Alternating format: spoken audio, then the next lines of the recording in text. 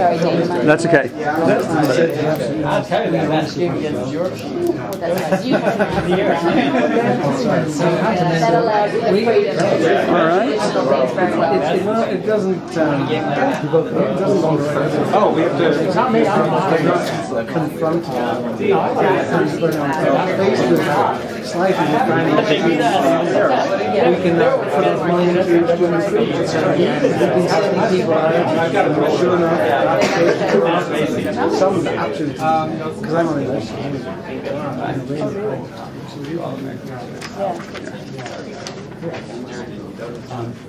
go ahead. I'll hand out. Hi, good afternoon, everyone. My name is Robin Whittaker. I am the Assistant Director of the Mark Sanders Foundation, which is the foundation that sponsors this somewhat annual Sanders Lecture here at Rutgers. And we're delighted to do that. Welcome back. And thanks to Dean, who works so closely with us in making the magic happen. I just want to tell you about a couple of things that are new at the foundation. One is that last year in the Eastern Division, for the first time, we funded 3 graduate student paper prizes. I don't know if you're aware of those, but if you have a paper accepted at the Eastern Division, you are eligible. They're $1,000 each, and the idea is to actually help graduate students be able to get to those divisional meetings by meeting some of your financial burdens. So details for that are on the APA website. The other new thing we've done this year is we've added a 6th prize area for our big essay prizes. These are $10,000 prizes. They're open to graduate students and scholars within 15 years of a PhD. It comes with publication, and we've just added one in the area of political philosophy. So that's adding to existing ones in metaphysics, metaethics, philosophy of religion, philosophy of mind, and epistemology. Can't leave that out. You can find those on our website, and if you're interested in the Political Philosophy Prize and have a paper ready to go, you have 3 days to submit that. So that is somewhat tight deadline. Today we are videoing this, and we videoed Bob Adams when he came and gave a lecture 18 months ago. These will be put up on our website, and hopefully will be a resource for those of you who want to look at them again, use them in teaching at some stage. We're trying to add various videos from things so we can build a set of resources that are publicly accessible for those of you who'd like to revisit the stuff. So thank you to Dean for organising the videos. And our website is marksandersfoundation.org, and the mark is spelled with C. I'll be around afterwards if you have any other questions. But thank you.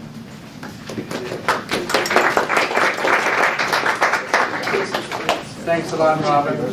And I think the whole department is very grateful to the Mark Sanders Foundation for a number of things that they've done for us over the years, and more that some of us, including Jonathan, working on in the future. So it's been a great relationship. I hope you all have 2 handouts. Is anybody missing one of these? Okay.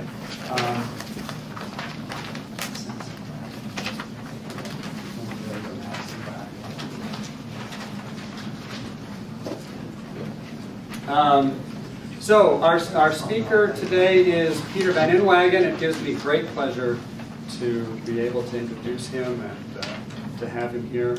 He was a terrific colleague of mine at Notre Dame. I missed him a great deal when I moved away, so it's wonderful to see him again. He's a member of the Academy of Arts and Sciences. He has an honorary degree from St. Andrews. He was president of Central APA. I think it's fair to say that his contributions to metaphysics were responsible for some of the main developments in the field in the last 20 or more years. His work on free will, culminating in an essay on free will, and that sort of set the agenda for one debate, and his work on material beings, which culminated in the book Material Beings, stands at the basis of another important and ongoing debate. But he's also contributed a great deal to philosophy of religion and some other topics.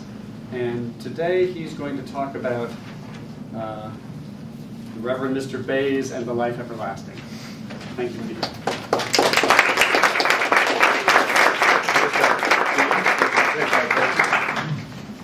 May I present to you your lecture? Thank you. Well, it is a great honor to be here to give the second Mark Sanders lecture. You know, Mark Sanders was an unusual man, so I thought maybe I'd talk about an unusual topic. At least it's an unusual topic for me. It's completely outside my comfort zone. But I've had fun thinking about this. And I'm going to consider a philosophical argument that was invented by the cosmologist John Page. The philosopher John Wesley has also discussed the argument.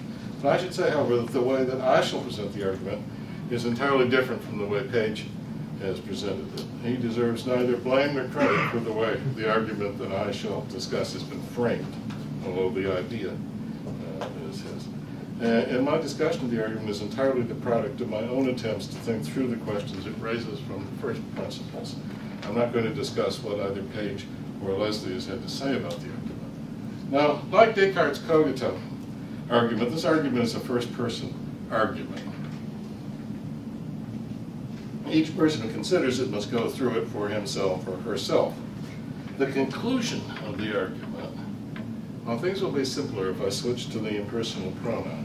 The conclusion of the argument is that the probability that one will exist forever is 0.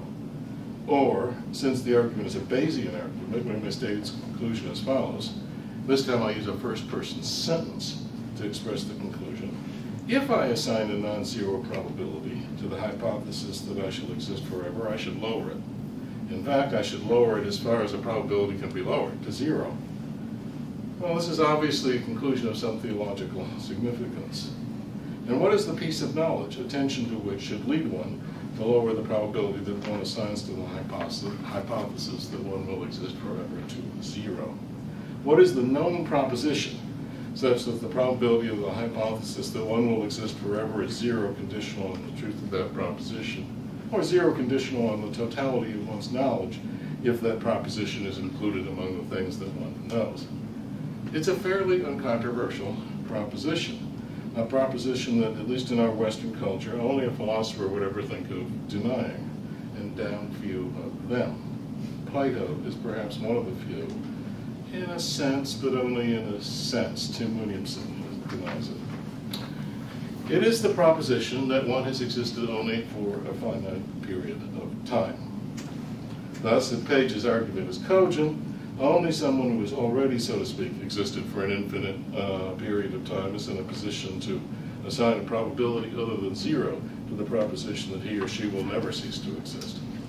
I should say that Page, who is a Christian, does not regard the argument as a proof of its conclusion, but he does believe that it represents one of the most serious of the intellectual challenges faced by a belief in eternal life, and he does not think that anyone has yet succeeded in finding a flaw in it. I will state the argument and go on to evaluate it, but reasoning about infinities presents mathematical challenges. I will therefore first consider what might be called a finite analog of the argument, and then consider carefully how to extend the reasoning of that argument to the infinite case. All right, let's look at the preliminary argument, the finite analog of the argument that will be our primary concern. Let's imagine that I and you should try to apply the piece of reasoning I am about to present to your own case. When I say I, you are to say I and mean yourself. I am in a very odd epistemic situation. It is this. God has revealed to me that the total span of my existence has already been decided, and it was determined as follows. At the moment he created me, God, by some means at his disposal, chose at random a number from the set of real numbers greater than 0 and less than or equal to 1 million. Or maybe a rational number. Anyway, we're talking about some kind of numbers where there has to be a lot of them in between any two integers. Having chosen this number, he decreed that I was to exist for exactly that many years. So if he chose the number 733,268.96234, then I'm to exist for exactly that many years. And his choice of the number was truly ontologically random, Copenhagen random, they might call it. What's more, the distribution of the probabilities of the possible outcomes of that random choice was uniform. So, for all I know, from what God has revealed to me, and I know nothing more, maybe I'm going to cease to exist when I'm 0 years old, assuming I don't know that I'm older than that. That is less than 1 year older. Maybe when I'm 1 year old, or maybe when I'm 510 years old, maybe when I'm 15,007 years old, maybe when I'm 999,909 years old. The probability is the same in each case. It is literally 1 in a million. And that's what holds for years, holds for seconds, and for any intervals, however small. The objective probability that my existence would end during any given second during the million years following the first moment of my existence was equal to the probability that it would end during any other second. And that is all God has told me. Nor have I information from some other source that is relevant to the question of how long I shall exist. All this is summarized in the first item in your handout, the written one. I hope the meaning of the pair of numbers surrounded by brackets is clear. Don't worry about the fact that one of the brackets is round and the other one's square. If you don't know what that means, it's not important. It's just a piece of mathematical pedantry.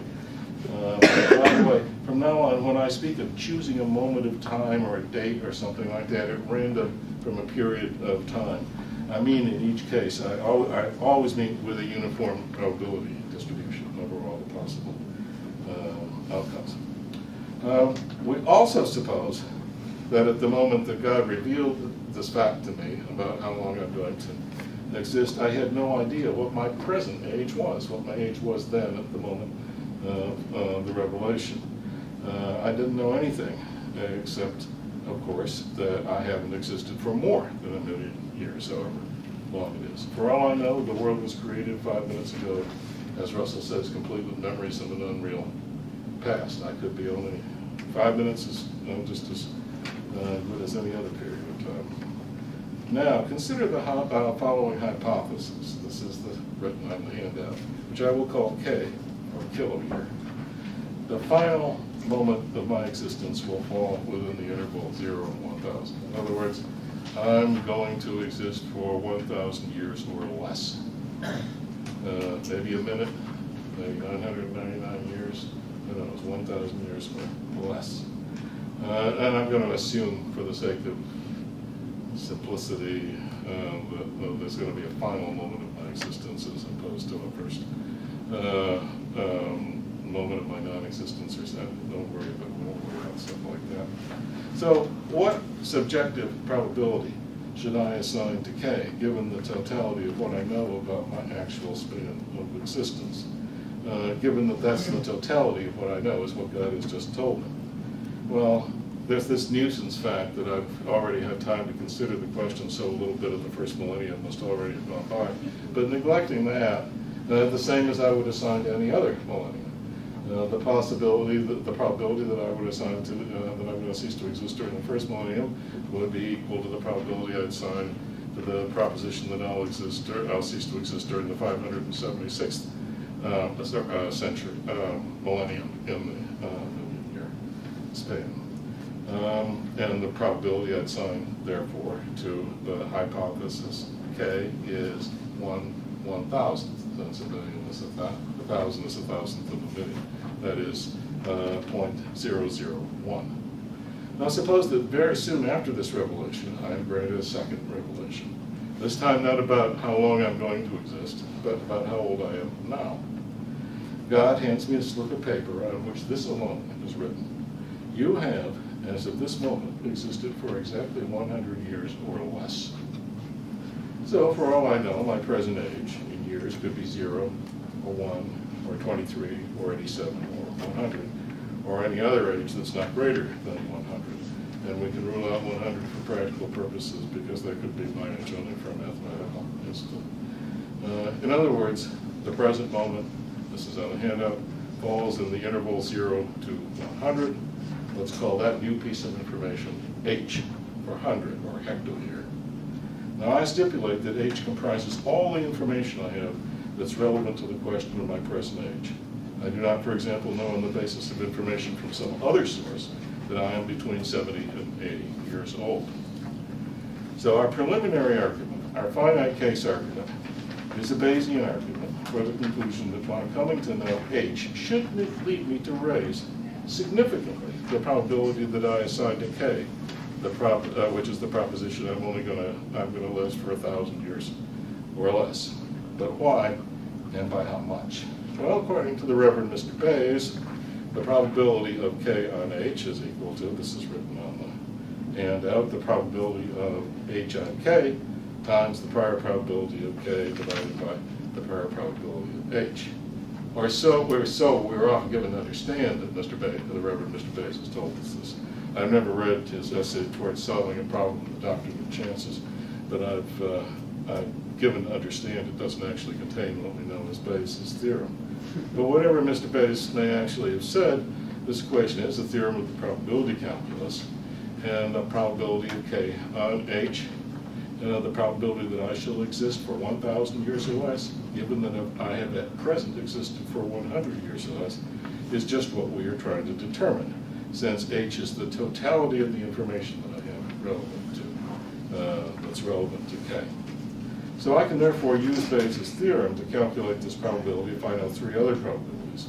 The probability that my present age is 100 years or less, given that I shall exist for 1,000 years or less.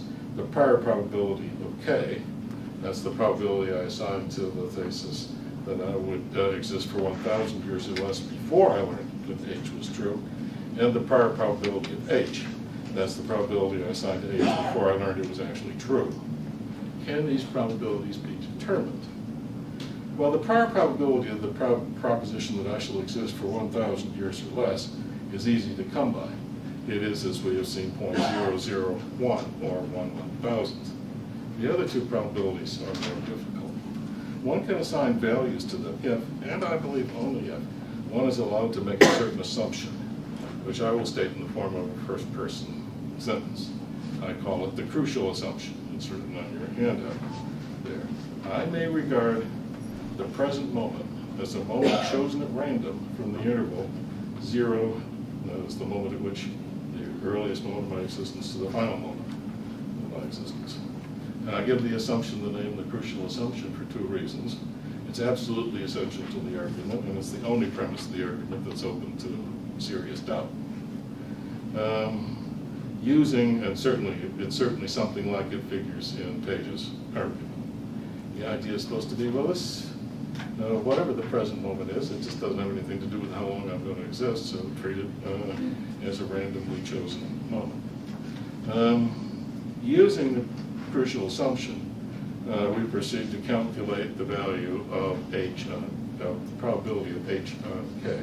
The probability, given that I'm going to exist for 1,000 years or less, what is the probability that my present age, which is chosen at random between now and whenever it is that I begin to exist, it turns out to be less than 100. Well, let's devise a system for assigning dates to events like this. My dates will be just numbers, and they will give periods of time in centuries. Why centuries? Why not years? Because the arithmetic we're going to have to do will turn out to be a lot easier if we measure time in centuries. So suppose I began to exist 72.49 sidereal years ago, then the present date is 0.7249. Suppose I'm fated to exist for exactly 432 years, then the date at which I shall cease to exist is 4.32.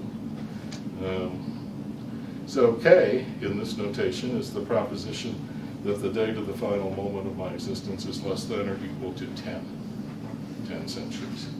If K is true, what does its truth tell us about the probability of H, of the proposition that the date of the present moment is less than or equal to 1?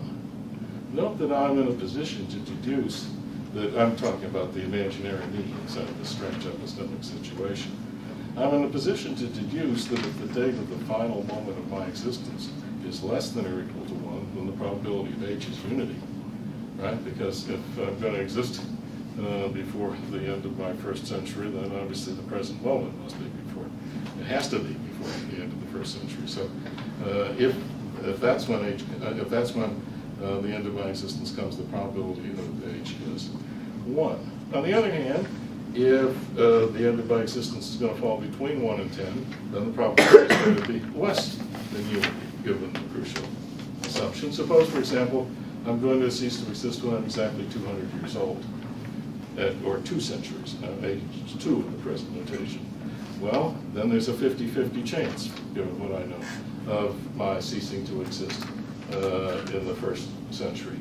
If I ceased to exist when I was exactly 300 years old, there'd be 1 chance in 3 that my existence would end during the first century.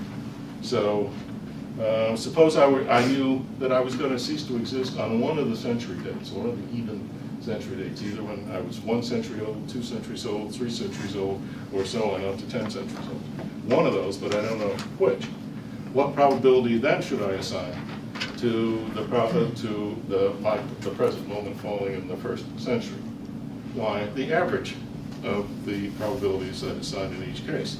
That is, I take 1, 1/2, 1/3, 1/4, 1/5, out to 1/10, and average those.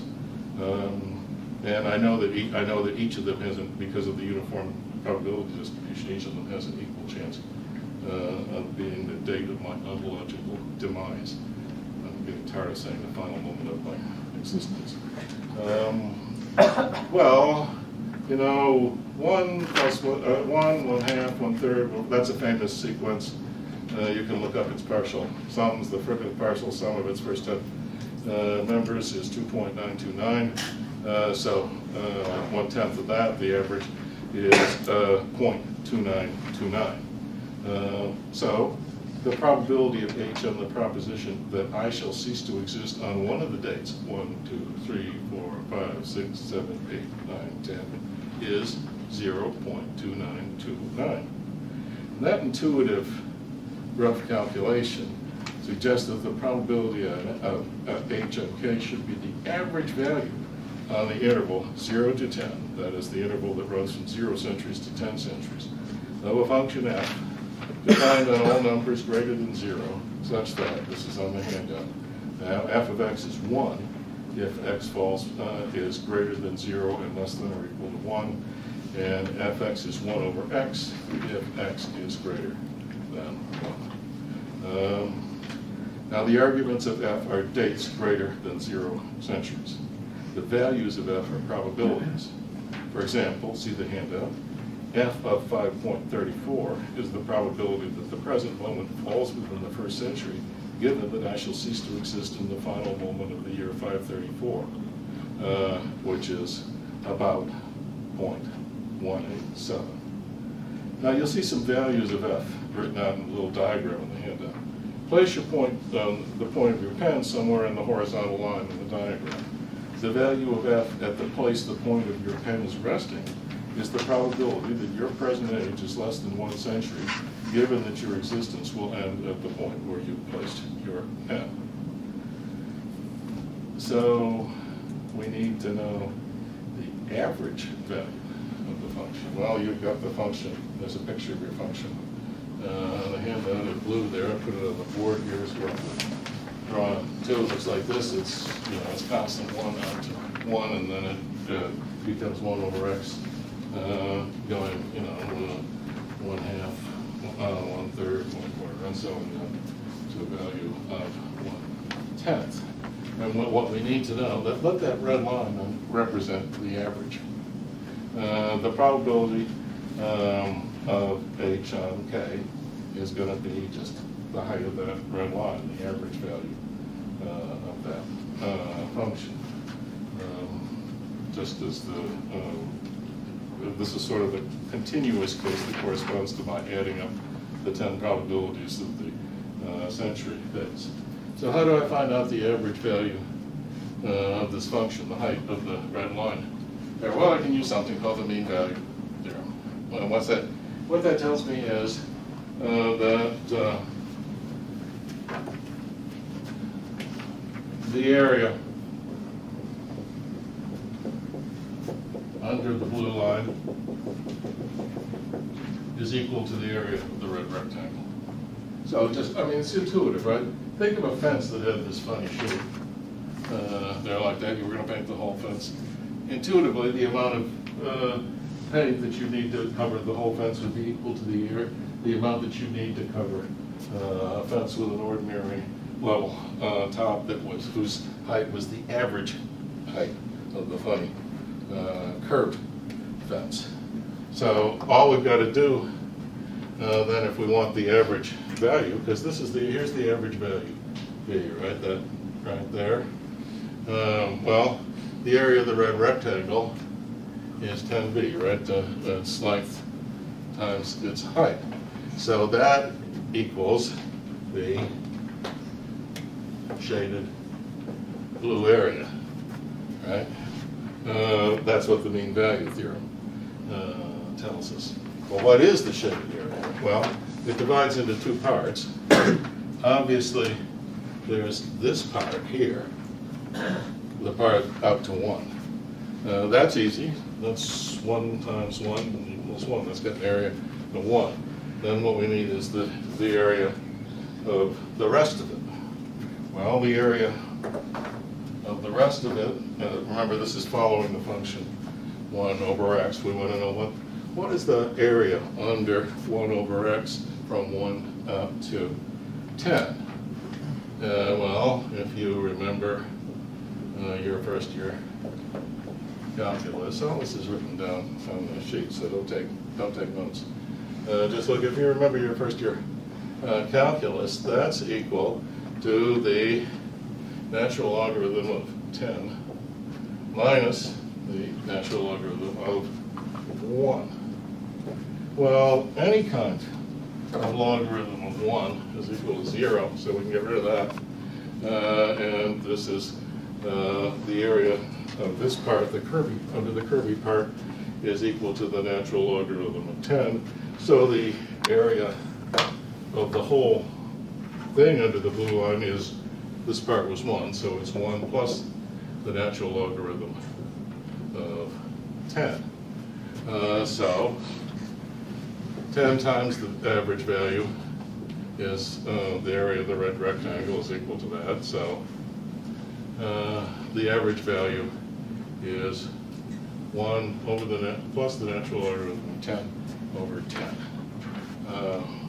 Well, you can, so that's the value of the probability that you will, that my present age is less than 100 years, given that I'm going to cease to exist at some point in the first 10,000 years, and given that whatever that point is where I cease to exist, there's a second point chosen at random between that one, and we want to know what the probability of that second random point is that it falls in the first century.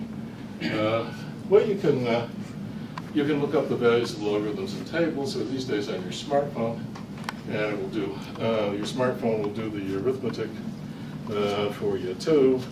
And so by having consulted my iPhone, I'm in a position to tell you that this is, the whole thing is equal to, what, 0.3302, about a third, right? So the value of this function is about a third. The value of all the, look at all the probabilities of ending up in the first century at any age, and their average value is about a third. This is the probability then that I'm going to exist, or that my present age is less than 100, given I'm going to cease to exist sometime in my first millennium. Okay, so we've got one of the numbers that we need to plug into Bayes' theorem, and we have the other one. We have the prior probability of k, that's 0.001. Now what we need is to get the prior probability of h. So if I'm going to exist for some randomly chosen period in 1,000,000 years, that's what I do at first, what's the probability that I'm going to be in the first century? Remember, we're not saying if I exist for 1,000,000 years, what's the probability that I'll be in the first century? where the question is, at some point that we don't know, that it could be anywhere in the first million years, then what's the probability that my present age, which is chosen at random from a second random choice from within that range, falls in the first 100 years? Well, that's actually exactly the same problem as this one, except it's 10,000 centuries instead of 10 centuries, because a million years is 10,000 centuries. So this is what the prior probability of h is 1 plus the natural logarithm of 10,000 divided by 10,000. And the heavy-duty calculator on my iPhone informs me that is, this is written in your handout, 0.00102. And now we have the numbers. So here's what the probability that I'm going to exist for less than 1,000 years, given that my present age is less than 100 years. It's 0.3302 times 0.001 divided by 0.00102. And the answer is 0.3234. Not too good. Now that's before I learned that the present moment fell in the first century of my existence, when I had no idea how old I was, other than that my present age wasn't greater than 10,000 centuries.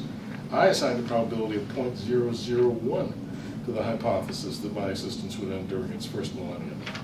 The same probability I assigned to the hypothesis that it would exist during any other millennium. Now, it seems, having learned that I am 100 years old or less, I must assign that hypothesis a probability more than 300 times greater than 0.001, certainly in case of a significant revision upward of a prior probability. And of course, if I revise some probabilities upward, I have to revise others downward. The prior probability of the existence, the hypothesis that my existence would end at some point between 1,000 years and 1 million years was 0.999. The revised probability is 1 minus 0.3224 or 0.6733. So a near certainty has become a probability of about 2/3. The prior probability that I would exist for 500,000 years was 0.5.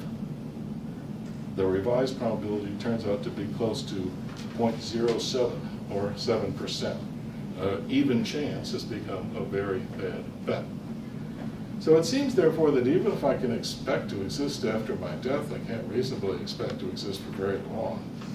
Not as the religions that preach a post-mortem existence measure very long at any rate. Not, for example, as the psalmist said, so long as the sun and the moon endure. If we say that the sun will endure till it leaves the main sequence, and it will destroy the moon when it does, if the moon is still about, that period is 5 billion years, give or take. Suppose God has told me that I'm going to endure for some randomly chosen number of years between now and 10 billion years from now, and that I know nothing more specific about the duration of my existence than that. Then the prior probability that I shall exist for as long as the sun and moon endure is 0.5. But the revised probability, given that I know that I'm less than 100 years old, is 0.0361, a little less than 4%. But, of course, these calculations have little to do with the beliefs of those people who actually believe in a post-mortem existence. The post-mortem existence that the religions of the world promise, those that do promise some sort of post-mortem existence, is supposed to be everlasting, to go on forever. Now, no religion I know of teaches that a supernatural authority has decreed that we human beings are to exist post-mortem, but only for some finite period. Suppose then that we turn to the real question, the question to which our examination of the probabilities of finite post-mortem existences has been a prologue, where F is the hypothesis, this is written down in the handout, that I shall exist forever what is the probability of F on H? What is the probability of F on thesis, or on my totality of knowledge, my knowledge that includes the thesis, that I'm less than 100 years old? I hope Kierkegaard will forgive my use of the word hypothesis in this context. Given that I've existed for 100 years or less, and I should remark that, of course, now any finite age would give the same result. You know, I'm going to stick with 100 years, but I could say 5 billion years or 100 to the 100th power years. It wouldn't make any difference. Well, Bayes' theorem tells us, this is written there, the probability of F on H is equal to the probability of H on F times the ratio of the prior probability of F to the prior probability of H. So if we're going to use this equation to calculate the probability of F on H, we have to determine 3 probabilities. So we begin it by examining the probability of H on F. That is, what is the probability? Suppose I did exist, I am going to exist forever. What's the probability that I am now less than 100 years old? Well, we first even have to ask, what does that even mean? You know, how is that to be defined? Well, here's how you can't define it. This is on the handout. This is the definition that does not work. Suppose that an age has been chosen at random from the set of all possible finite ages a thing might have. That is, suppose that a number has been chosen at random from the set of all numbers greater than 0. That number will represent an age measured in, let us say, centuries. The value we should assign to the probability that I've existed for 100 years or less, given that I'll exist forever, is equal to the probability that the randomly chosen age is less than or equal to 1. We can't define the probability of H on F that way because there's no such thing as choosing a number at random from the set of all numbers greater than 0, not with uniform probability distribution. And indeed, there's no such thing as choosing at random a member of any set of numbers that has a lower bound and no upper bound. Well, I would suggest a limit definition. We've seen, in effect, that if the crucial assumption is true, then for any date x greater than 1, if x is the date of the final moment of my existence, then the probability that the present moment lies in the first century is equal to 1 over x. So I propose, therefore, that we define the probability of H on F as the limit of the reciprocal function as its argument increases without bound.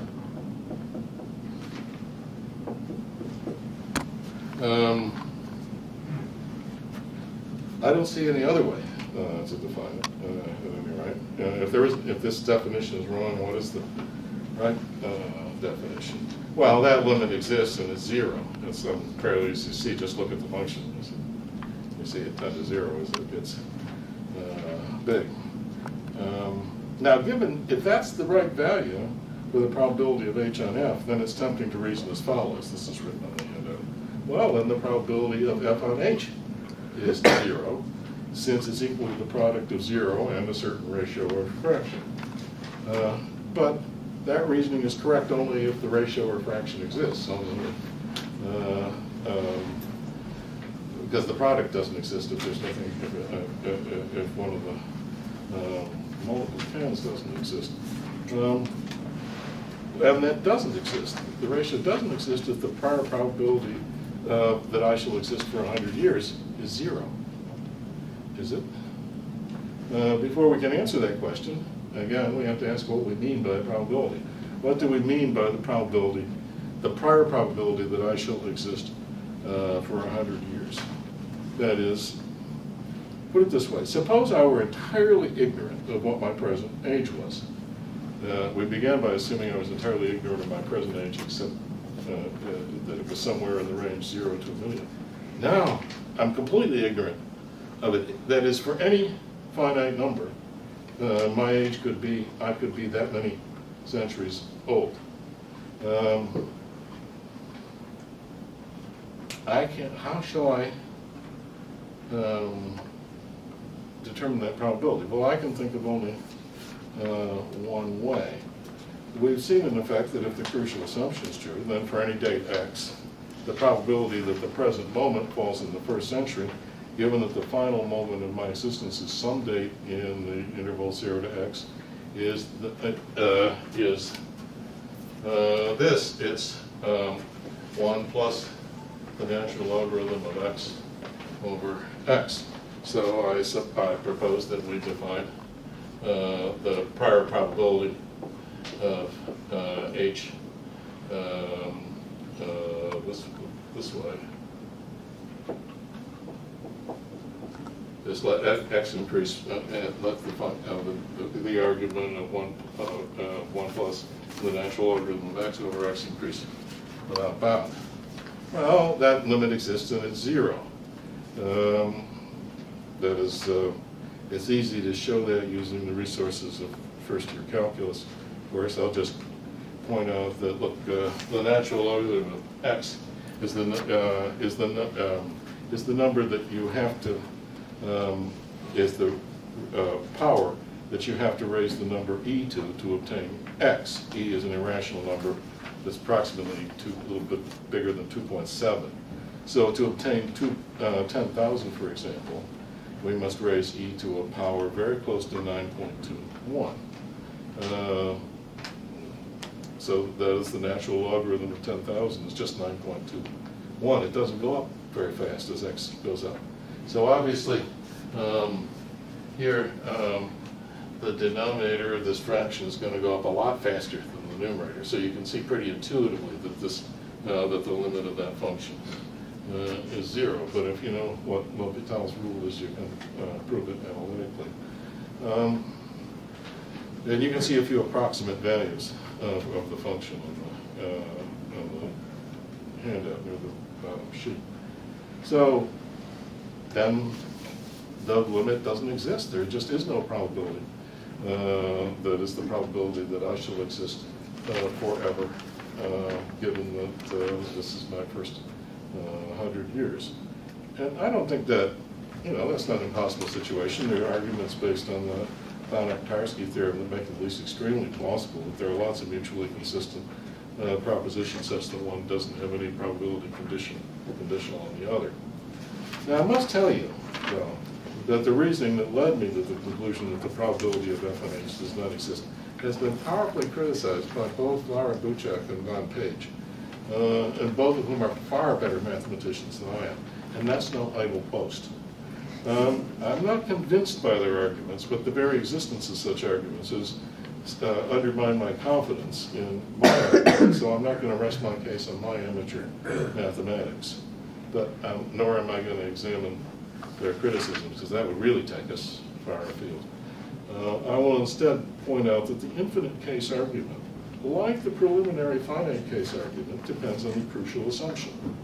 Indirectly, to be sure, for if I'm going to exist forever, my existence will not have that final moment to which the crucial assumption makes reference. But it does depend, even the infinite case argument does depend on the crucial assumption. So in the remainder of the lecture, I'm going to return to an examination of some vast but finite afterlife arguments. In my examination of these arguments, I'm sorry to tell you, will contain almost no mathematics. I know you'll be disappointed. But my examination of it is intended to convince you that one ought not to accept the crucial assumption. So I ask you first to consider a thinker I'll call agnostic Agnes. Agnes is in an epistemic situation no less odd than the one that figured in the previous example. But I'll leave it to you to imagine how she got into this situation. Something has convinced her that one of the following two propositions is true. These are written on the handout. Short, I shall exist for exactly 100 years. Long, I shall exist for exactly 5 billion years. But as you will have guessed, she has no idea which of the two is true. In fact, she assigns a probability of 0.5 to each. Every day she devotes some serious thought to the question, which is true, short or long? But one day, while she's thinking about this question, the crucial assumption, to borrow some words from Gödel, forces itself upon her mind as true. I may regard the present moment as a moment chosen at random from the interval 0, the final moment of my existence. Let's see, Agnes muses. I'm 43 years old. I may therefore regard the number 43 as a number drawn at random from the number of years from the beginning to the end of my existence.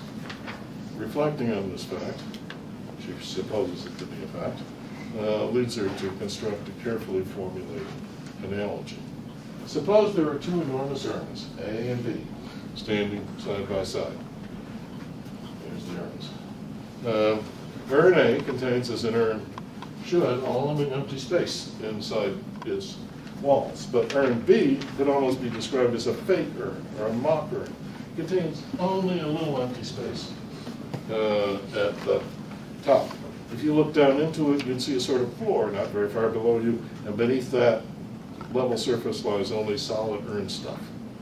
The empty space in each urn is at some point filled with tennis balls. A then contains 5 billion balls, and B only 100. A demon, or some such agency, proceeds to number the balls in each urn consecutively, starting with 1 and writing its number on each ball. The balls in A are, of course, numbered 1 to 5 billion, the balls in B 1 to 100. The positions of the balls within each urn are then thoroughly scrambled or randomized by some process I'll leave to your imagination. Ernest, who knows all this stuff, but does not know which of the two urns before him is A and which is B, chooses one of the two by tossing a coin, reaches into the chosen urn, and withdraws a ball. The distance between the opening at the top of the urn and its solid floor is considerably greater than the distant length of urns are. He examines the ball and discovers that it is numbered 43. He concludes that the urn that he drew it from is almost certainly B. Since he drew the ball from one or the other, and the probability of his drawing it, having drawn it from B is much, much higher than the evidence he has, to wit that the ball he drew was numbered 43, than is the probability of A on the evidence that he drew a ball numbered 43. Well, Agnes, after careful consideration of her own case and this imaginary case, reasons as follows.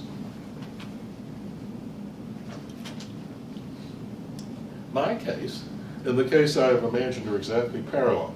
Just as Ernest rightly concluded that the urn from which he drew the ball was almost certainly the urn that contained only 100 balls, so I should conclude that the span of my existence is almost certainly 100 years, and that short is therefore almost certainly true, and long almost certainly false.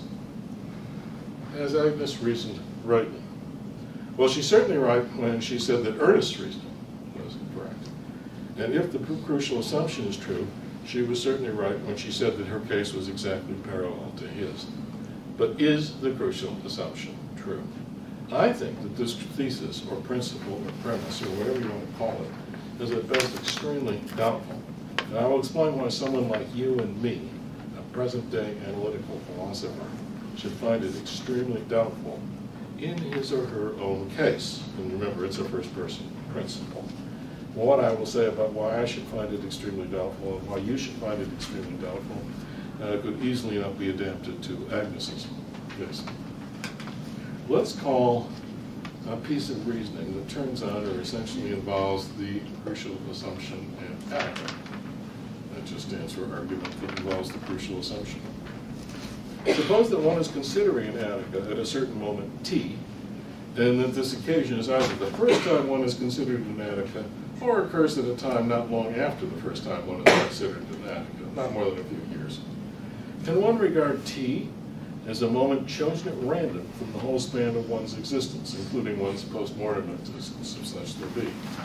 Or, more cautiously, can one regard t as a moment chosen at random from the whole span of one's existence, exclusive of the initial segment of one's existence during which one was not yet intellectually capable of considering an attica?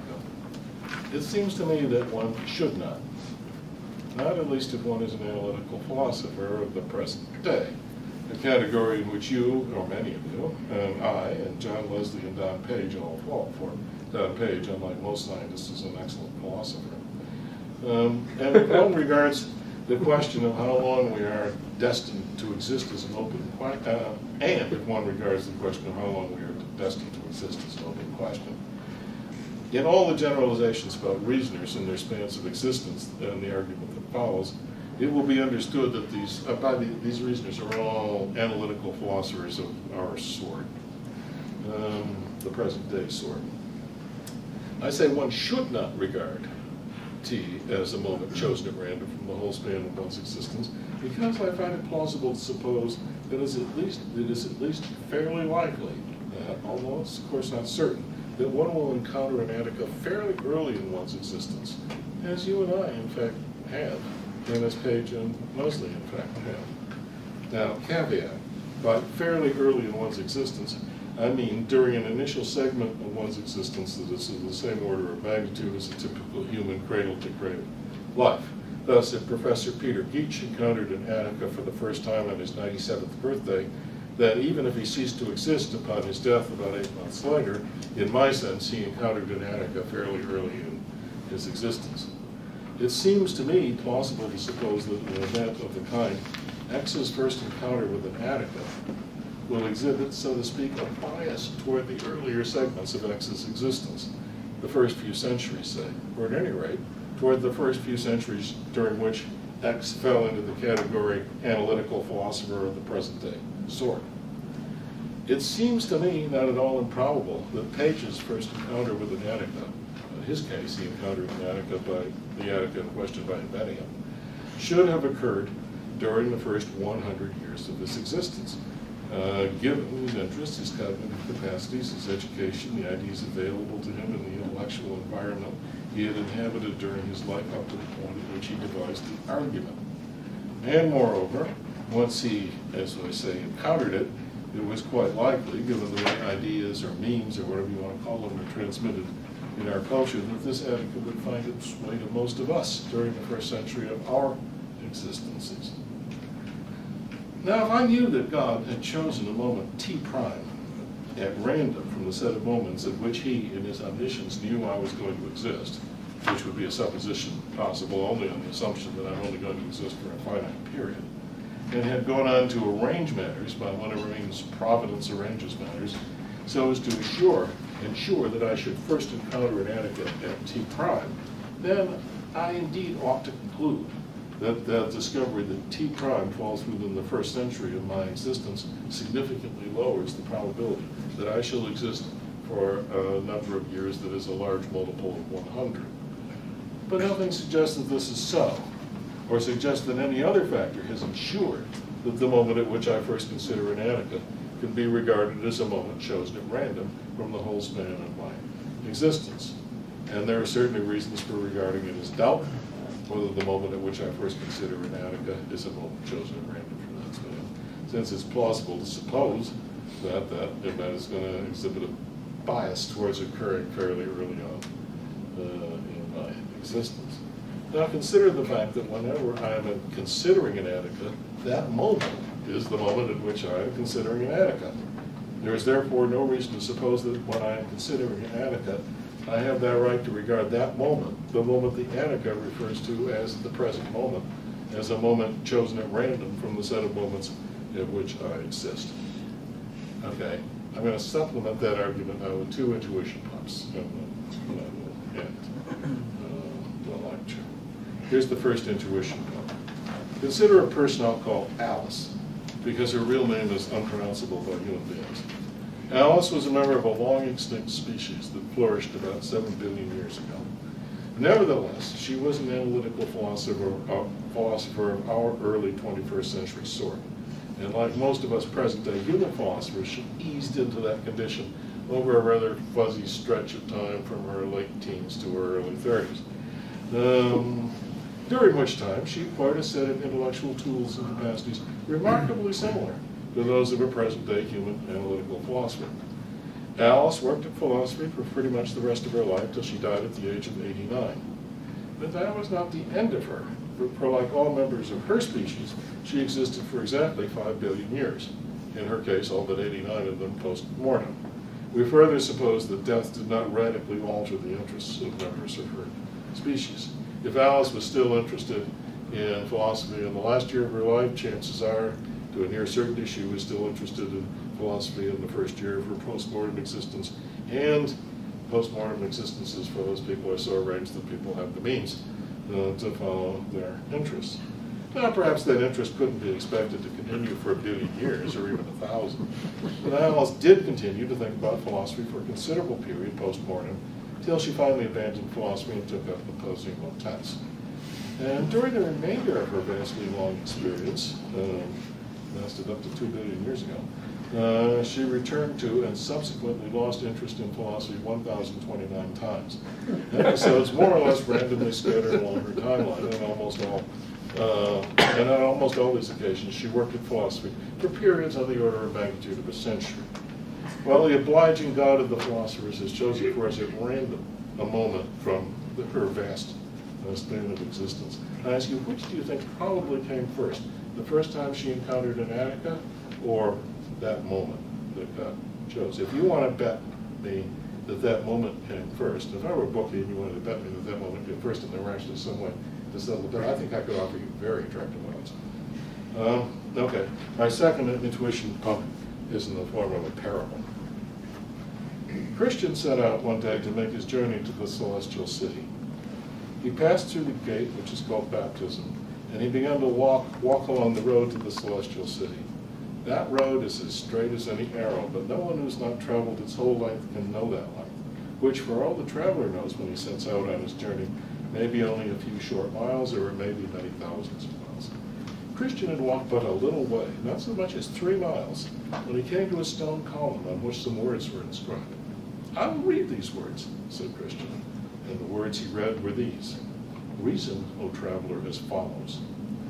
I may regard my present position on the road as a point chosen at random from its whole extent. I have traveled only a few miles.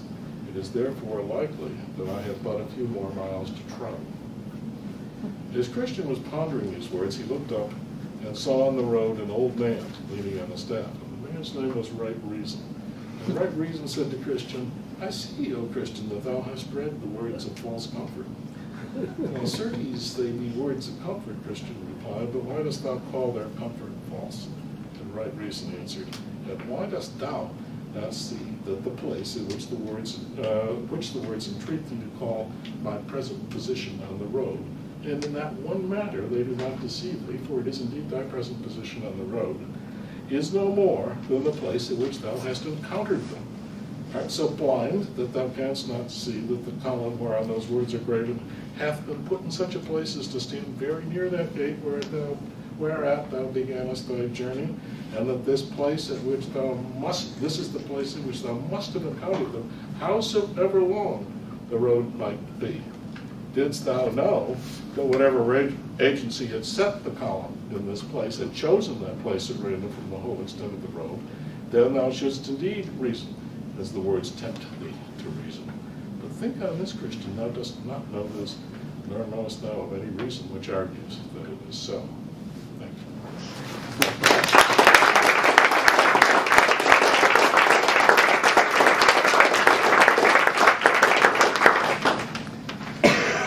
We'll now take our customary 5-minute break. Measure of the infinity of, so this comes up in inflation.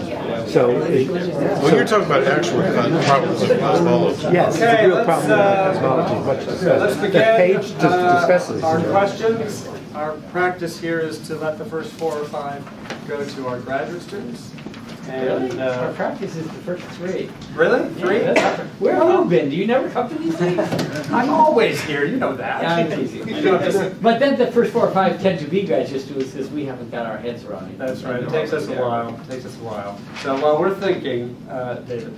I'm having a hard time understanding what your argument against the crucial assumption is. So, I was thinking the Ernst thing and the general review argument is really similar in a lot of ways to in World War II when we had to figure out how many tanks Germany had. And the way that worked was the tanks had serial numbers. Those serial numbers seemed to be drawn at random. And on the basis of the low serial numbers, we were able to figure out they had like 500 tanks, something like that. And that's really similar to the Ernst. But in order for that argument to work, we need something like the crucial assumption that tank serial numbers are distributed randomly. That was a good argument. Like, we really were able to. Well, yeah, the premise, of course, if the Germans are clever enough to exploit to think that we might be reasoning that way and exploit that in the way they number their tags. There is always that problem. But what is the do you think there's anything wrong with the way Ernest reasons? No. Okay, no, because right, because he didn't use he isn't using the crucial assumption. Right? He isn't. I thought he was. So. No, he's just he is drawing a ball at random from whatever he's drawing from. I mean, it's not random in the sense, of course, it's going to be near the top, but then they've been randomized as regards position, so that doesn't seem to make any difference. So that's he's making a true random choice of a ball. That's built into the story. It's a very artificial story. It's built into. The question is whether Agnes he got the number 3 by drawing a ball out of an urn. She got the number 43 because that's her present age. Is that parallel to his case or not? That's the question. Yeah. Why is it not parallel? I didn't understand the argument against. So, can I regard my age? I'm going through this argument, right? The argument says, take the present moment. You can regard that as a moment that is taken at random from the whole span of your existence. I say, look, it is also the moment at which I'm considering an argument of this kind. It seems to me that considering arguments of this kind is going to exhibit a preference for being early in my existence. I don't see what reason there is to believe that. Well, all right. Now let's suppose we take the case of Alice. So she's going to exist for 5 billion years. She does a lot of philosophy in that time, and God picks some moment in that 5 billion years at random. So which do you think? Do you think? I have no idea which. Would you say I have no idea which would come first? Her first consideration of an Attica, or an argument that depends on the crucial assumption, or the randomly chosen moment? I don't know. Well, gosh, I don't think they're that unobvious. That you, we have, look, philosophers think of arguments independently, right? So Kripke and Putnam think of, no, they really did independently think of some important argument. Well, I mean, of course, they would have had to have been in a certain level of cultural development, but causally they were, whenever you get whenever two people in some field come up with an argument independently, you can reason, even if both of them had been hit by a bus, probably somebody else would have come up with it. I'm pretty sure that if Don Page had been hit by a bus before he thought of this argument, somebody else would have come up with it. And we wouldn't have to wait through 400,000 years of people thinking about things before it occurred to somebody else. And then, as soon as somebody spread it, it's going to spread to all the people who are interested in that sort of thing. So it's going to occur fairly early. It's likely to occur fairly early in their existence if they're in this particular cultural milieu that we're in. Simon.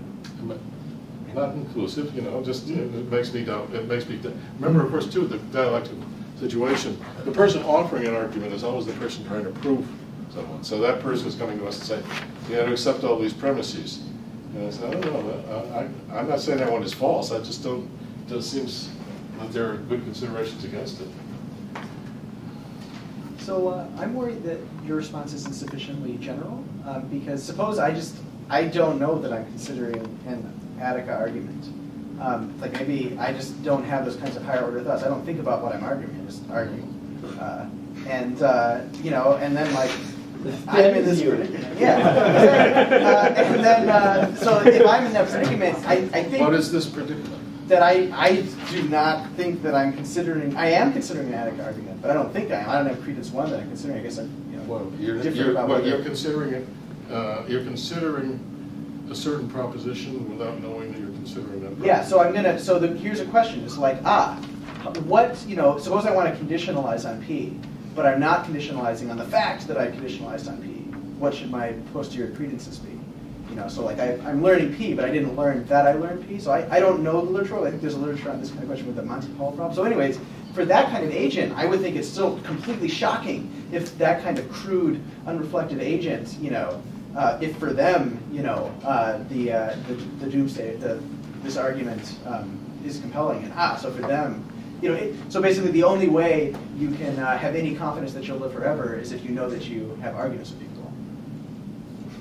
I'm just not following this at all. Somebody presents me an argument that says if I have assign any probability higher than 0 to this proposition, I should lower it to 0. So I say, okay, tell me the argument. Here's the argument, and here's this thing. You may regard the present moment as a moment drawn at random from the total span of your existence. And I said, no, I think in a counter like this one I'm handling with you is likely that the present moment is that moment. That's the moment you're asking me to call the present moment of my existence, and it's happening. It is happening fairly early on. I think something like this was likely to happen fairly early on. Even if I had met you today, there would have been someone else. Maybe not. But at any rate, it doesn't seem very convincing to say that. If I hadn't met you today, suppose I'm going to exist for 500,000 years and work on philosophy for a long time. It might have been hundreds of thousands of years before this argument actually got into my mind. That doesn't seem plausible to me. Will? Yeah. So this is with regard to you taking issue with the crucial assumption. So suppose that we no longer make the crucial assumption, or rather we have some positive credence in the crucial assumption. Suppose I'm pretty well convinced by you that the crucial assumption is problematic, and so I drop my credence in it quite a bit. Like my credence goes down to like 0.3 or 0.2 or whatnot. But now I'm going to go through the argument again, and I'm trying to decide what my probability in h given k should be in the original presentation. And so now the probability of h given k isn't going to be 0.3302, but it's going to be something lower because I'm giving less weight to the crucial assumption when I'm figuring things out. But nonetheless, it's going to be a significant move still from the original probability of h when I look at the probability of h given k. If I, given some plausible assumptions about reasoning under uncertainty about rules of reasoning. So I'm going to be using, to figure that out, I'm going to be taking into account, well, I have some credence in the crucial assumption, and some credence that the crucial assumption doesn't work. And so when I go to figure out what my credence in the probability of h given k is going to be, I'm going to lend some weight to the crucial assumption. Okay. And so I'm still going to get a probability movement. So probability of h given k is still going to be higher than the probability of h. In which case, once you mess with the overall numbers enough, you're still going to get an alarming movement in credence. So the point is, I'm worried that we have a really high bar here in order to block this argument from going through, in that you have to have a decisive counterexample to the crucial assumption. So, of course, let's see. How do I reason? I've got to calculate some probabilities to plug into Bayes' rule. Right? So, on this assumption, here's what the probability is. So now suppose I say I assign a subjective probability of let's say 1, to this being an actual random choice. Well, that really gets complicated, doesn't it? But yeah. It might not be something that's easily answered in a question, but I'm worried about this. It might, might have to go look that is. Well, I mean, let's go to the really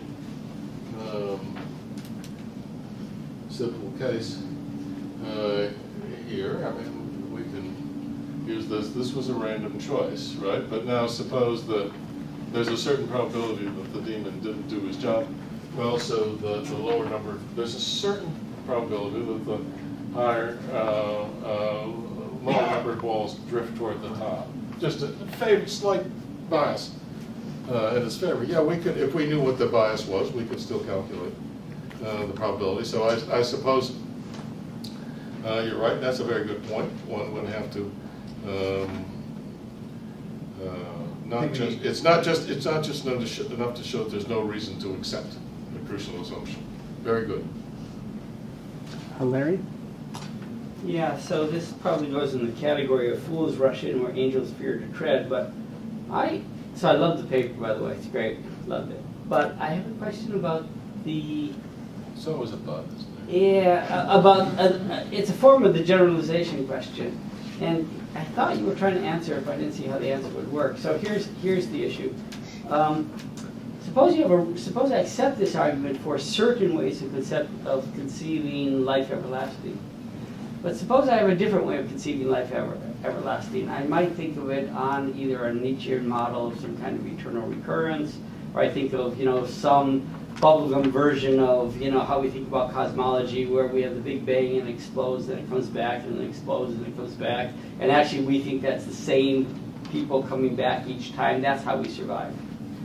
Now it seems to me that the argument that you give would fail for that way of thinking, because though I find it quite plausible that this kind of thinking will come to me early in my life.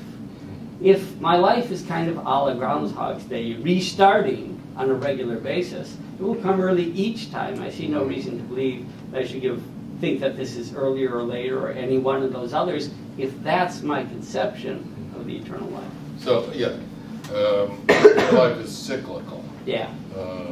In other words. Okay, so I guess if I was believing in cyclical eternal life and somebody offered this argument, I wouldn't be able to give the reply. So can I follow up on that then? Yeah. So the thing is, the way some of us think about following Bernard Williams and others about if you live a really long time, and this is why I thought in a way you anticipated this, many of us think that if we live a long time, eventually you kind of forgot all this stuff and you kind of start over. You kind of suggested that with your example. She goes through philosophy, and then she goes away from philosophy, and then she goes back for philosophy. You were assuming that she would continue to have the thought she had earlier on, but some people think, no, it might not work that long. You live a really, really long time, you forget your first children, and then you have new children, and you remember them, and then you forget them, and then you have new children. Why couldn't our thinking about arguments work like that? So it's not so strange to think that this could be the way people might, on reflection, think about living a really, really, really long time. You forget what you learn it again. You forget what you learn it again. Yeah, I remember a science fiction story in which the guy like this. I do that all the time. Well, it says, my memories just fade out about 60 years back. Yeah. But he knows how external. Well, he keeps notebooks. Yeah. But, so, let's see. Yeah, if you thought that was what was eternal, you couldn't use my reply. Yeah, I am assuming that there is some kind of collective memory, I guess. My own view of eternal life is that you just get smarter and smarter all the time, more and more. If I were you, I might have that view of myself as well. I don't. It's not dumber. Barry? Yeah, I wonder if you could make the crucial assumption sound plausible to me before you destroy it. It seems so implausible on the face of it to me. As a matter of fact, the present moment is not chosen at random.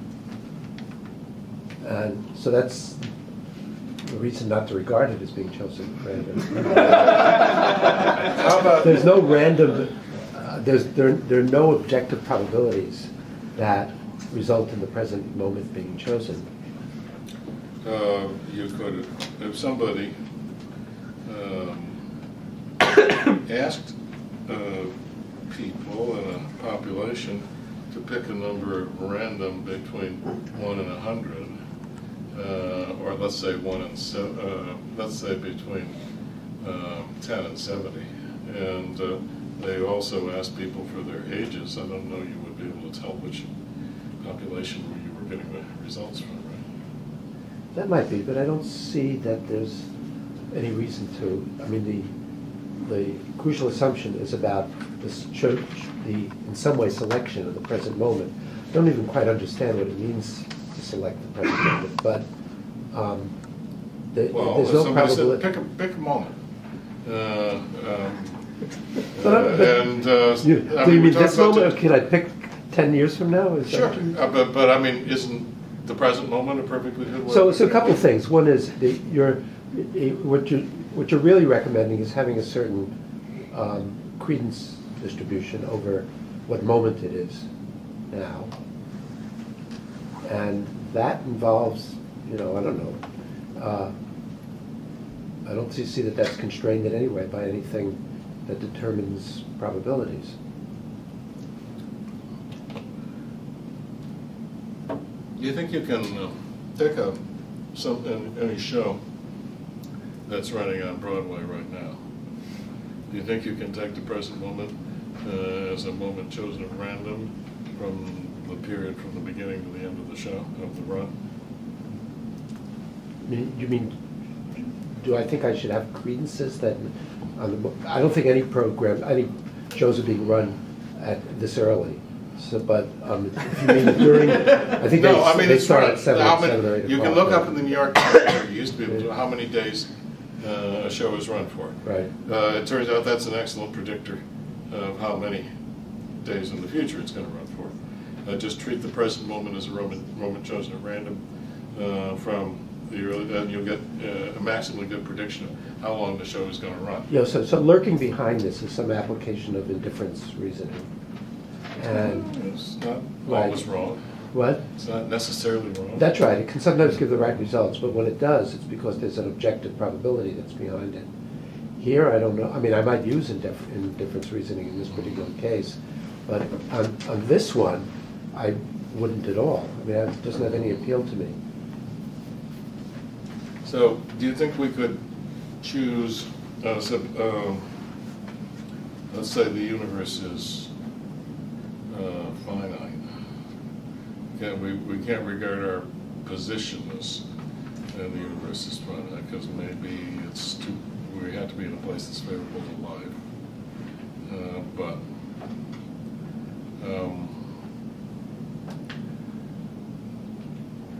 It's hard for me to defend the principle right. that I'm rejecting. The answer is, why do smart people, and many people of you will recognize this argument is a development of the doomsday argument, which is an argument from the conclusion we can't expect the human species to go on.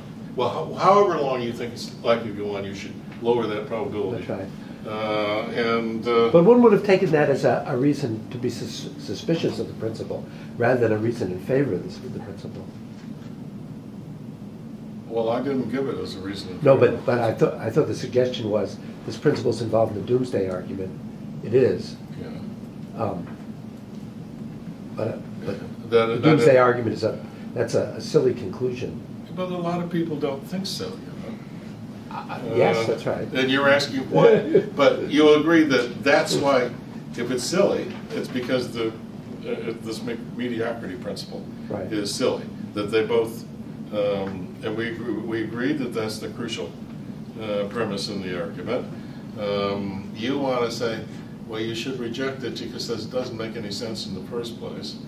I'm saying you should reject it because you can show the moment that you're considering as the present moment when you're considering an argument of this type. That is, you should reject this because you're only thinking about what moment is the present moment when you're considering an argument of this type. You say You don't need that argument because the whole thing is just crazy in the first place. Right. Yeah. All right. You convinced me too. I mean, if I didn't think it was crazy in the first place, Yeah, I mean, there can be. your argument was good. That is, there can be an argument against a principle that's even more, or a proposition when there's a even But, I mean, in stronger- part because I think this comes up in many, many places where your rebuttal of it here wouldn't apply, but it comes up other places and leads to bad conclusions, like in the doomsday argument. Daniel? So oftentimes the justification for using indifference reasoning is we've got a partition over hypotheses and we have no reason to favor one over the other. Could you maybe just, so there's like this evidential symmetry that's behind the employment of indifference reasoning. Could you give like one or two sentences that are saying where you think is breaking the evidential symmetry here? Evidential symmetry. Where did I mention evidential? Why is that relevant? I was giving a possible justification for indifference reasoning. It's because we have symmetrical evidence for a bunch of hypotheses. And so... You mean the reasoning that I was suggesting that somebody might use to defend the crucial assumption? Right. Well, you have to recall, I don't accept the crucial assumption. Right, and I'm assuming... I'm simply been asked, why the hell would anybody even think it was plausible in the first place? So I was giving a reason someone might think it's plausible. We've got a bunch of hypotheses about which moment it is, and they might think we have no reason to think it's one rather than the other. And so then the thought was, one way to kind of distill your solution into a couple of sentences would be to say what breaks the symmetry there for that person.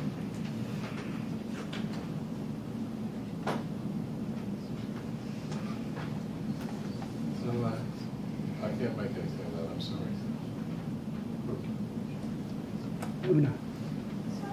So I wasn't clear why I was trying to run the original argument in a third person perspective, and it seems to me that in that case you get exactly what you get with the earnest example. So I wasn't clear why you even have to go, because then it's like, when do I consider the crucial assumption question doesn't even arise, right? Then I'm just in the position of... In the urn argument, there's the way it's set up, the drawing is truly random, as random as it is. Right, so that's some imagining, but it seems like you can get to the same conclusion if you just run the argument from a third-person perspective. So suppose I look at this agent in the world, I don't know how long he's lived, right? But then I'm being told, well, this is the first, it's from 0 to 100. So it seems like, well, now I've chosen at random, right, a point, so I can run the argument concluding that he will not live for a very long time. So I could make, suppose I choose a person at random. Say, people go into bars, and they put their business cards in a fishbowl and they draw them later. So I draw one of those cards. I guess maybe I've chosen a person, at least a person who visits bars at random. And could you say that among the ages of people that go to bars, have I chosen an age at random by choosing that person's age? And then I could, unreason, well, let's see. It's very unlikely. Well, we can just suppose that in this case this is a random thing, right? I'm looking at this agent in isolation. I don't know, I don't have any background knowledge about how old she may be, right? I just am suddenly gaining this piece of information that she's somewhere in this interval, right? It seems to me in that case you can run exactly the same argument, but then I'm in the earnest position. So why couldn't I then counterfactually run this argument myself? Suppose somebody did encounter me. Well, because it's going to be hard to block the knowledge you already have about yourself, right? But wait, if you're right, though, then somebody who encountered me could look at me and regard my present age as an age chosen at random, right? And I know that then I can just say, well, somebody, if that person reasoned validly, I can reason validly about that person. I can get to that person's conclusion. If he did see me now, he would say my age was, he could find my age out, right? you know, he has to be able to acquire the information. So he'd acquire my age, he'd find out if it's less than 100, then he would correctly conclude that I'm less than, this is my probability of ceasing to exist in the next 1,000 years. But I suppose the conclusion, if somebody reasoned that way from true conclusions validly, the conclusion would be true, so then I would know the conclusion is true. Well, I mean, that's the trickiness with the counterfactual is going to be how am I going to obtain the right little bits for the counterfactual, right? So it's going to be hard for me to exclude knowledge about myself. But if I really had no knowledge about myself and I knew that this person.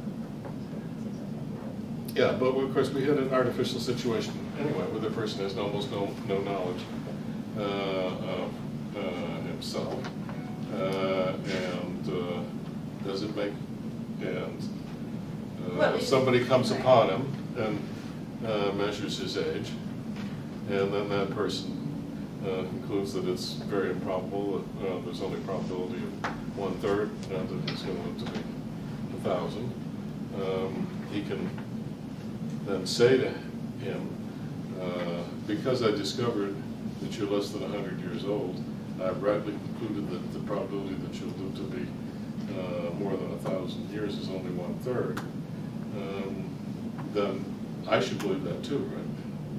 Well, I'm not sure what the asymmetry is, right? Because it seems like in that case, either there is a symmetry between two cases, or we can reason that way. So I'm asking you what the asymmetry is between the urn case and the case in which I'm just looking at a random engine. Well, that is, I think that if the person is saying, I can regard this moment in that person's life as a moment chosen at random, and that person is also, of course, saying that the moment in which I'm choosing a person's moment in a person's life is at random. He's presumably moved to do this by encountering some philosophical argument, so it's a philosophical argument he'd be inclined to encounter fairly early on in his existence. So that person's existence and my existence, you know, I'm talking, remember, about our actual cases, you know, where our existences pretty closely match up with each other. So no, I think he couldn't regard it as a moment chosen at random from my existence. Even in the very first case? Yes, because he would think, if I'm choosing somebody else's moment in somebody else's existence, then it's likely to be pretty early in that person's existence. Yeah, I'm not sure how that follows. Well, if I'm right in saying the moment would have if I choose a moment, the present moment, sorry, the moment at which I first consider an Attica would have a bias towards occurring early in my existence, then I think I can also argue that the moment at which I would apply an Attica to somebody else would have a bias towards I don't see how it wouldn't carry over to the urn case. Well, the urn case doesn't involve the crucial assumption. Well, but it does involve this sort of randomization. It simply involves is set up to involve a random choice of a ball. Right. If you can really, I mean, that is, you can of course write down a lot of ages, you know, and balls and draw them out, but you won't have any guarantee that that age is your age. You won't be discovering anything about the world when you pull out something that says 43. It can say 43 years old on it, but it won't be the discovery that something is 43 years old. Right, this is exactly what I thought, that the two cases are different. The case where I'm considering my own age and the case where I'm just looking at someone's random.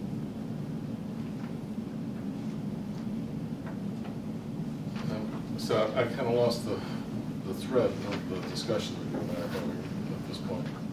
Right, so I was just thinking precisely because of that kind of reason, it seems like when I'm looking at someone in the world, it seems like I'm just pulling the ball at random. Well, the people around you,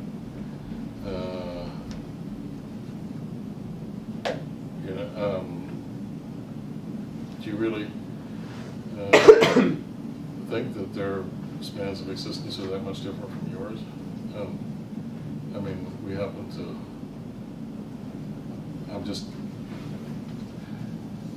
So we're supposed to be. I mean, suppose The analytical philosopher, let's say, just says, okay, I can't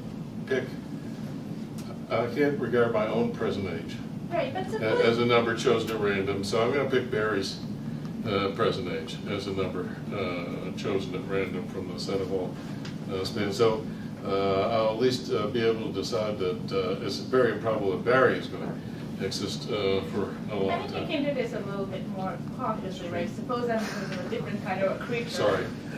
I'm a sort of God minus, right? So I don't know which age is yours, but I know I'm just different. I'm not just another being, right? Well, I did say that if God, of course, had ensured that the moment at which I had picked a moment from the total plan ontologically with a uniform probability distribution, and then had sort of guided my thoughts so that that was the first moment when I considered an Attica, yes, then I would be reasoning validly if I said that. But I don't know of any reason that any guarantees that, or even makes it seem vaguely plausible that anything like that is happening.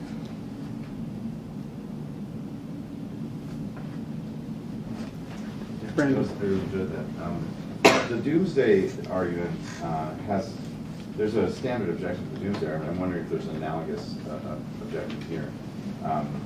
So the doomsday argument, you learn your birth rank, you suppose you've been drawn at random from all the existing people. That's supposed to then raise the probability of doom soon as opposed to doom later. But you know, there's this objection. It's been voiced by various people who say, well, but learning you exist at all kind of should make you think there are a lot more people in the universe. And so you might think that offsets the boost to doom sooner by actually Learning that I exist should make you think what? That you're actually in the universe with a lot more people than you might have thought antecedently. And so that would then mean that you get a counteracting lowering of the probability of doom soon, and they could they might even exactly cancel out. You mean a lot more people past, present, and future, or a lot more people right now? Either way, I mean, you can run it both ways. So you got somebody born on some South Young with 28 people in this community, and that's the only people anybody there knows about. Somebody says, I exist, so there's probably a lot more people in 28? Yeah, I mean, sure. Why? Well, I don't think it's any less. I mean, I'm offering an objection. So no, but I just don't have the intuition that the person should think there are a lot more people. Well, I mean, it depends on relatives. It's the same thing about the argument you're running. It's just probability is always relative to what you take.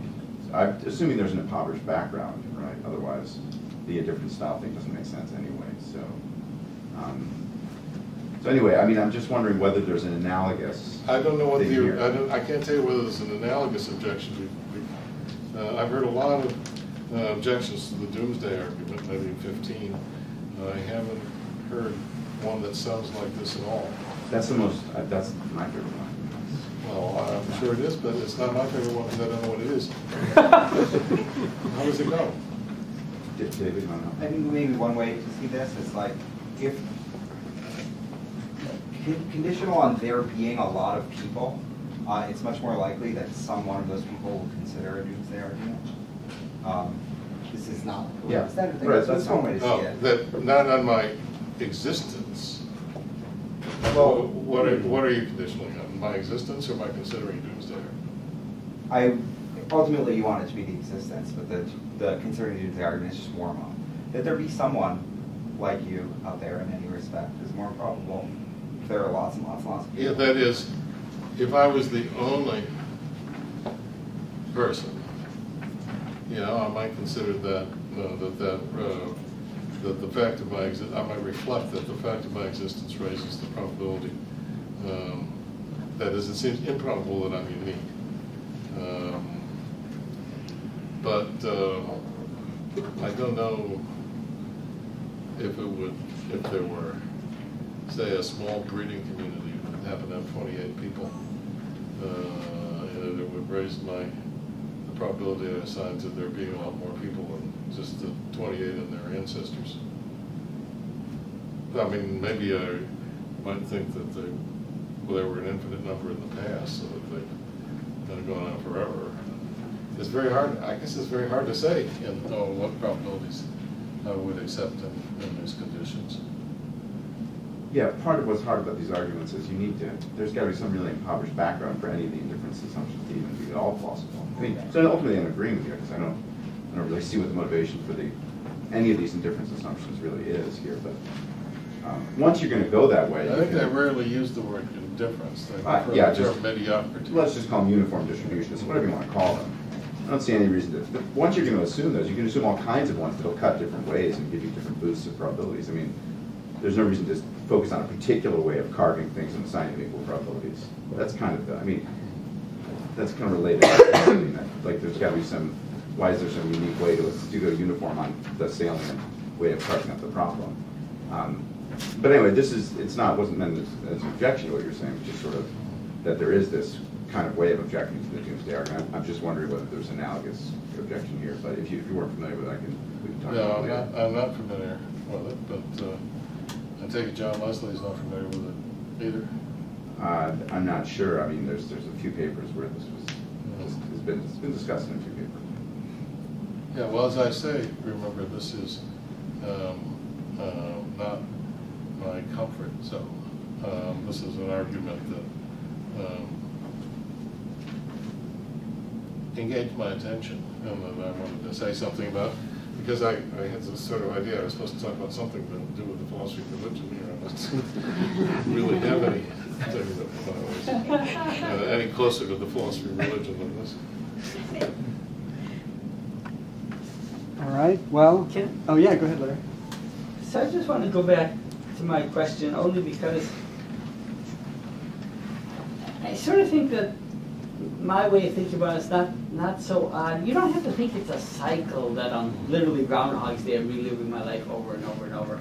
You just have to think the common phenomenon where you hear a joke and you really laugh, you think that's really funny, and then you realize, or later, you probably heard that joke 10 times. All right, not cyclical. It's just it's just something hits you. We've all had the experience of coming up with this aha moment and having this great argument and thinking, wow, that's great. And then we realized we did a version of that argument 20 years ago. Provided you don't have this, so of course you'll be rejecting a memory criterion of personal identity. We're going to forget. Yeah, there might be lots of other things that keep me, depending on your views but you're not having precise memories. You might have overlapping continuities, connectedness, however you want to describe it.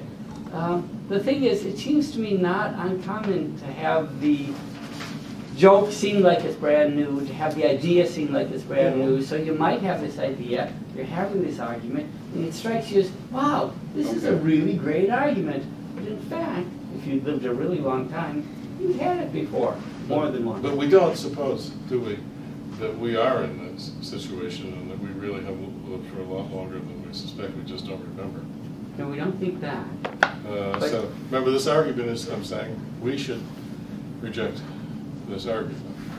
And maybe we should reject it just because the whole crucial assumption doesn't make sense in the first place. It's not a view I'm terribly hostile to, that there's just nothing to it at all. But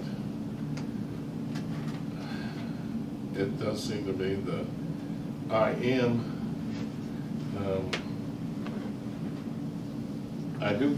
have encountered the argument fairly early in my existence, as I defined fairly early in my existence. I don't think that's surprising. I agree with that. So I'm not denying that part. The question is, if you live a long time, but that means that all those times at which I'm asked when considering the argument, I'm sort of being asked by the argument, now, consider this present moment. You can consider this as a moment chosen at random from the whole span of your existence. It's like the guy by the side of the road who comes to the stone, column. He's going to encounter the stone column when he walks a certain distance, no matter how long the road is. Right? Now there, the causation is very direct. Something set the stone column there, and he has to walk the road, and he comes to it. But if the causation is a little more indirect, ideas float around, they go in people's minds, they're likely to come to me. I know that I'm not in this situation where I'm absolutely certain that I did not encounter the argument 30 years ago and have forgotten about it. But even if I was wrong about that, it wouldn't make much difference to my argument, because it's still going to be fairly early in my existence, even if I did encounter it sometime before and have forgotten it. If you live forever, you will, I think, keep encountering it, and you will, I would think, often encounter it with that sense of, wow, this is a great argument. So, in your sense of somebody, suppose somebody has lived for, say, 100,000 years. Yeah. He's not going to think that I was born in the normal sort of way 50 years ago or something like that. I agree with that. So we know we're not in that situation. Maybe it wouldn't work for the person who's encountering an argument, or a person says, you know, I don't know how long I've existed for, but it's an awfully long time. It's just my memories just don't go back. Okay. Yeah, maybe it wouldn't work for him, but we're not in that situation. Got it. Okay. Good.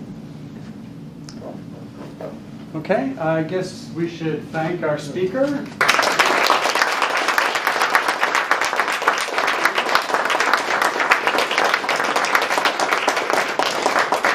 Thank Peter for coming and taking part in a couple of reading groups and things like that as well. And as a representative of the Mark Sanders Foundation, let's thank Robin for supporting this effort.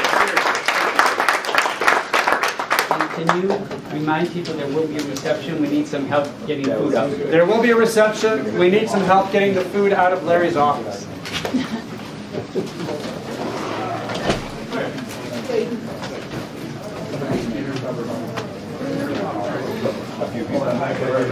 There'll be a reception if I have my keys, and I do. Thanks, Dana. I'm going to have to rush Yeah. at the moment. Okay. Thank you for Fabulous.